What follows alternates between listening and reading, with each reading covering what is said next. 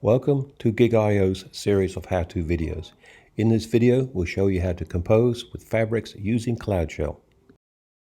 Give a demonstration of Quality's Cloudshell environment as a service married with GigaIO's FabreX Hyper-Performance Network. The FabreX Hyper-Performance Network is a PCI Express fabric layer that's designed to interconnect all of your different high-performance computing center assets.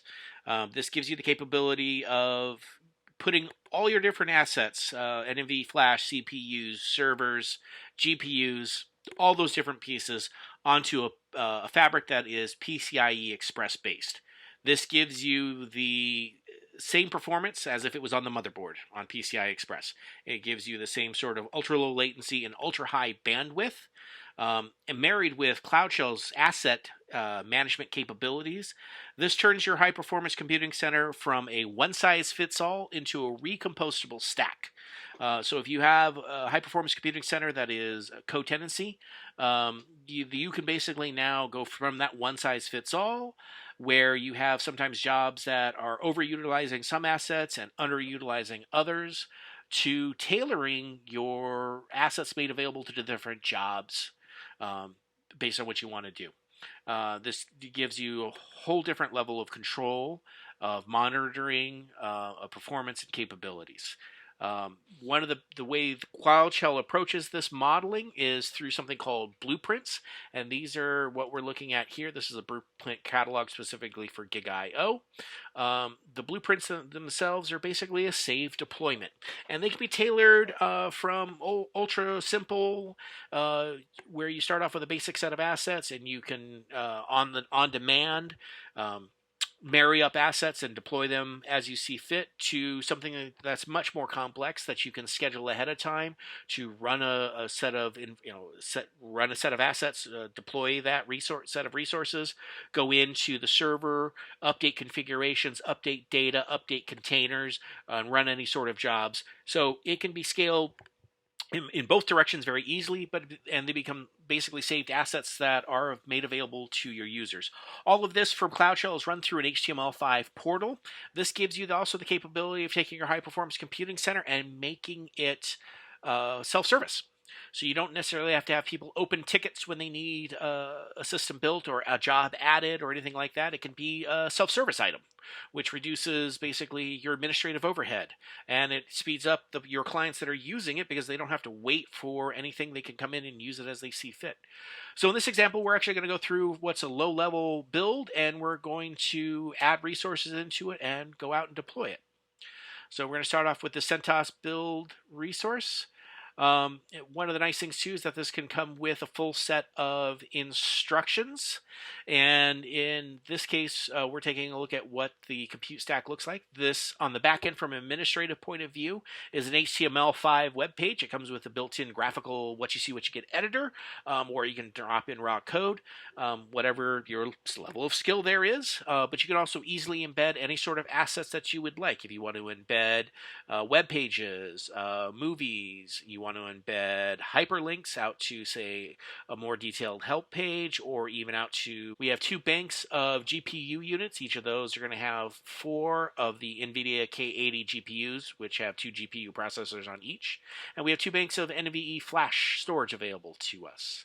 So for users, this is something that they can totally compose on the fly. So we can come in here and actually take a look at, from the hover over, this is the top level asset, we can look at the structure. If we want to remove structure, we can simply come in here and click it. In this case, we're going to go ahead and remove these guys. And then I want to add new assets into that. So I just want to start off with this CentOS machine, and I want to build it up to how I see fit. So I can come in here, and from the hover over, I have more options. And I'm going to add sub-resources into the system. And so this is going to slide out, and it's going to give me all the available subcomponents in this high-performance computing stack. And we have all the same ones we just saw on that graphic. We've got our CentOS machine, we've got our Windows server, we've got 2 banks of NVMe flash, and we have 2 GPU banks here available to us. When I'm searching for this stuff, I can narrow it down any which way I'd like. If I want to search for stuff, I can search by asset type or asset name, or I can search if I wanted to by a particular GPU card that was in the bank. This can be done any sort of which way. For our purposes, we're going to keep it really easy today. I'm just going to come in here and drag on the NVE flash that I want to use. And again, to build it in there, all I have to do is basically drag and drop. I click the structure there to see the update, and I'll come in here and I'll add a bank of GPUs in on there also. And again, I'll come over, oops, that disappeared. Let's pull that back out on the structure. And we can see now that we have our bank of GPUs there, which is the 4 K80s, and we have NVE flash here, which is 56 terabytes of flash, and that's going to be married to that CentOS server, and it happens to be running Kubernetes on it. So from this point, if I want to go ahead and deploy it, I can basically come up here and click this reserve button. Now, this is going to give me a whole bunch of different options. Overall, so you understand, the system also is role-based access controlled. So we can limit user profiles to what assets they see and when they can use them and how often they can use them. All those controls are built into the system over, and that then will give access to your high-performance computing center. So all those rules get inherited to those access. For a user, if you just want a quick, hey, I just, I want this for, like 6 hours, 5 hours, I could just click and go. Right? If I wanted to add a reoccurrence, I wanted to do it, every day, or if I wanted to do it on particular days, let's say I wanted to do it every Saturday, you can set up a reservation to run that periodically. You have any sort of options that way. I'm actually going to hit cancel here real quick and start over because I don't want to do a reoccurrence. Let's say I actually want to, if I want to see some more advanced options, if I want to add other users, you can do notifications on when it's available, things like that.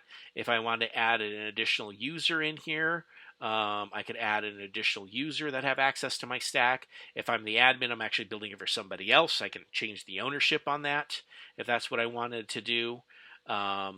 Again, you can send out notifications for that type of stuff. We would actually maybe change the name to Chemo's build. Right? And let's say I didn't want to run it now, but I wanted to run it, say, next week at actually 9 a.m. or 10 a.m. If I wanted to make that reservation for next week at 10 a.m., I can do that also. If I come in here and go ahead and hit reserve. Oh, I see that there's a conflict. So we have automatic conflict. And it's going to tell me, hey, by the way, that particular GPU bank that you want to use, it's being used by Nvance. Oh, okay. All right. So let's cancel this. And let's go and just make ourselves an immediate reservation. So I'm just cancel out. And deployed. The system actually came back and said that they were okay and enabled. We get a basic information about what was deployed. So we've got that GPU bank. And it's got the K80s times 4, and then we've got in this 56 terabytes, we know we have 12 Samsung 80 gigabytes, or 12 Samsung NVE drives at 800 gigabytes each, sorry, and then 8 of the Western Digital drives at 7 terabytes each. Provisioning is overall done and complete. In addition, the other things that we can do, let's talk a little bit more about the actual asset here. We've talked about the structure. We can also expose different attributes about the different things in there. And ultimately, we can also expose, we also have a command tab here. And I'm just going to actually collapse all real quick. We can actually expose different commands out to the users. Anything that's very simple to very complex. Some common requests that we have is that if you want to do a power cycle, if you want to do a restart and a wait, or if you want to power on or off the server, we can actually make those exposed to the user here. So in this case, this is a restart, and you can specify how long of a restart that you wanted, and you can expose that out to the user.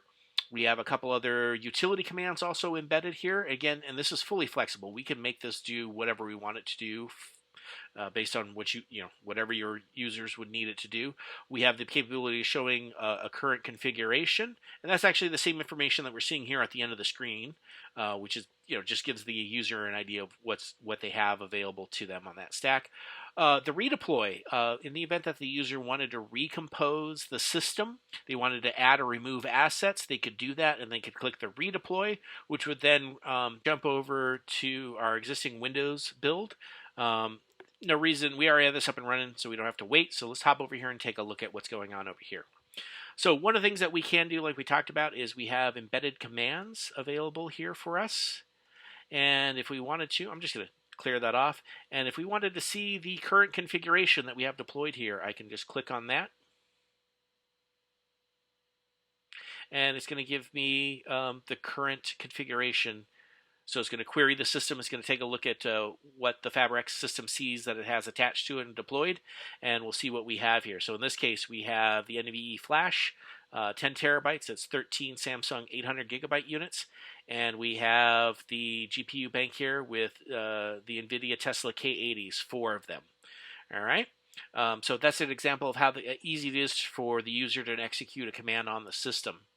And if they want to basically have access over to work on the Windows machine itself, through the same pane of glass, we give them the capability of RDPing over to that system. And they simply just click onto it, and they're over and into the RDP session. Right here also, we do happen to have the device manager running, so we can see the same bank of GPUs. And the same NVMe drives that are attached to the system. So this gives the user the capability of accessing that without you having to hand out credentials for access to that. It's accessed, basically right here through the same web page, through the single pane of glass for the user. This really enhances that self-service capability. It makes it very easy for a user to find their assets, to deploy and compose the system, and access it through the web page without having to manage anything else beyond just availability of the resources. We invite you to go ahead and submit any additional questions that you might have, and contact us at tsieda.com. Thank you. Thank you for watching this video. We hope you found it interesting, and we would love to work with you. So please send us email or give us a call. Thank you so much. Goodbye.